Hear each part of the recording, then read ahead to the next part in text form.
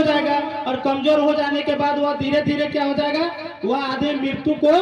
प्राप्त कर जाएगा। तो ठीक उसी तरह से जिस तरह से हमारे देश में जो भी पार्टी हो उनके द्वारा जो संविधान के अनुच्छेद को, धाराओं को, आर्टिकल को जो खत्म करने की एक साजिश चल रही है, तो उस साजिश के तहत उसको खत्म किया जा रहा है, लेकिन हम लोग चुपचाप बैठे और सुन रहे हैं और उसका आनंद ले रहे हैं और देख करके बड़ी विडंबना के साथ कहना पड़ रहा है कि हम लोग मुस्कुरा करके ताली भी बजा रहे हैं और उसका चर्चा भी इस समाज में कर रहे हैं और मोबाइल पर देख करके उनका चर्चा अगल बगल के चाय की दुकान पर बगल के पड़ोसियों से करते हैं, लेकिन इनको सुधारने का हम लोग प्रयास नहीं करते हैं। साथियों, बाबा साहब भीमराव अंबेडकर जी का जन्म आज ही के दिन 14 अप्रैल 1891 ईस्वी में हुआ था और उनका जो नामकरण हुआ था वह उनके माता और पिता दोनों के नाम पर हुआ था और उनका जन्म जो है कथित रूप से अनटचेबल समाज में हुआ था, जिसको हम लोग कथित रूप से इसलिए कहते हैं कि वह अनटचेबल तो है नहीं, लेकिन हम लोग कहते हैं कि अनटचेबल है। बाबा साहब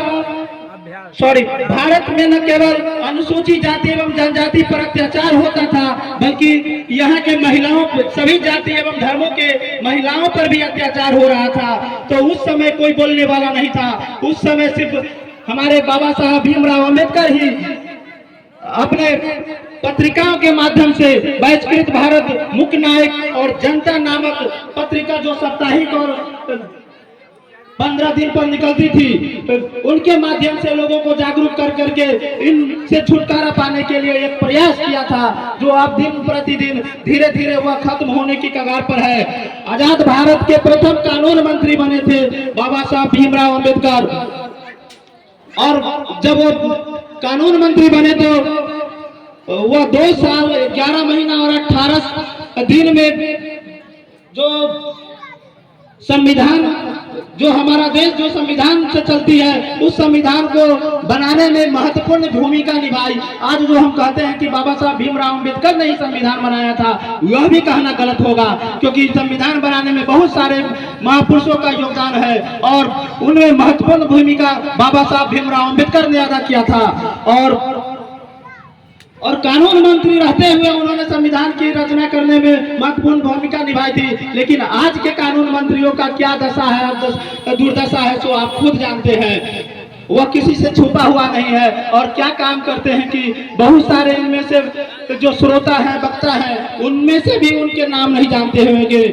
ये दुर्भाग्य की बात है।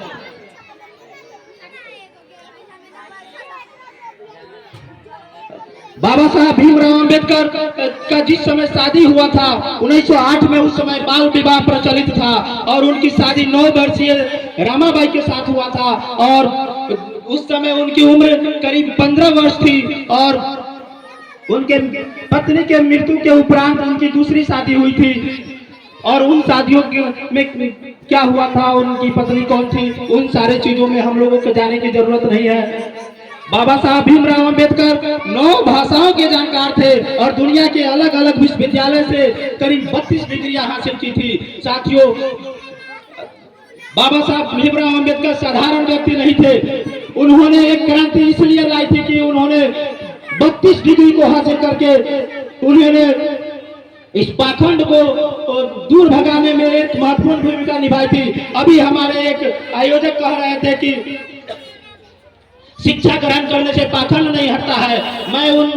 उन पर थोड़ा सा खंडित करना चाहते हैं कि उस समय पाखंड भगाने वाले कोई नहीं थे। उस समय बाबा साहब भीमराव अंबेडकर ही पाखंड को भगाने में महत्वपूर्ण भूमिका निभाई थी, क्योंकि उन्होंने 32 डिग्रियां हासिल की थी और 9 भाषाओं के जानकार थे। तो जब हम शिक्षा को ग्रहण करेंगे तो पाखंड भागेगा ही, लेकिन अगर शिक्षित होकर के भी अगर पाखंड नहीं भागता है तो इसका मतलब यह है कि आपकी शिक्षा सही नहीं हुई है।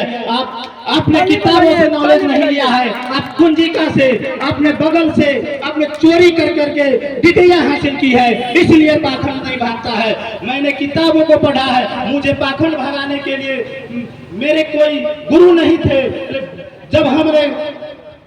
किताबों के माध्यम से मैंने देखा और मुझे ध्यान आकर्षित हुआ कि ये सारे चीजें जो है पाखंड है वह हमारे जीवन को नर्क में ले जाएगा, तो धीरे धीरे बहुत सारे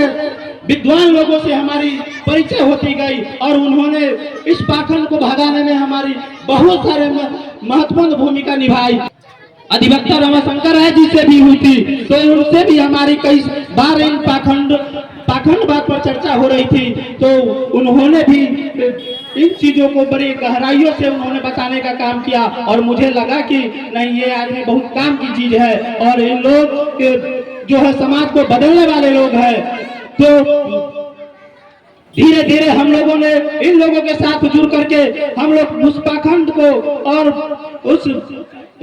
जो एक ब्राह्मणवाद था उसको खत्म करने के लिए हम लोगों ने मिल करके काम कर रहे हैं। ब्राह्मणवाद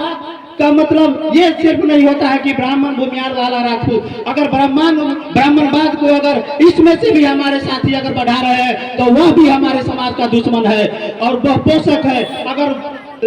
ब्राह्मणवाद का कोई उत्पत्ति करता अगर ब्राह्मण जाति का अगर कोई अग्री जाति का है तो उसका पोषक इसी में से हमारे कई साथी होंगे। तो इसीलिए हम लोगों को एक चीज समझने और चिंतन करने की जरूरत है कि जो लोग भी इनका जो पाखंड और ब्राह्मणवाद का जो पोषक है वह हमारा दुश्मन है, उनको सोचने और समझने की जरूरत है, वहां बदलने की जरूरत है। साथियों, बाबा साहब भीमराव अंबेडकर अपने माता